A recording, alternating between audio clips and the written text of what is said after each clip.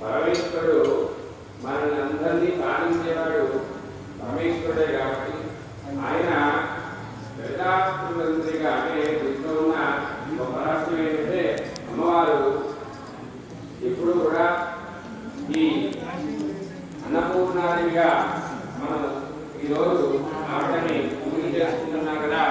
అన్నపూర్ణ అంటే మీరందరూ కూడా అన్నపూర్ణలే అవుతారు. అంటే మనం ఒక చిన్నపిల్లాడికి పుట్టిన దగ్గర నుంచి కూడా భర్త అయినా కూడా భార్య మీద ఆధారపడాల్సిందే. అదేవిధంగా తల్లి మొదటిగా మనకి అన్నపూర్ణ ఎవరంటే మన తల్లి.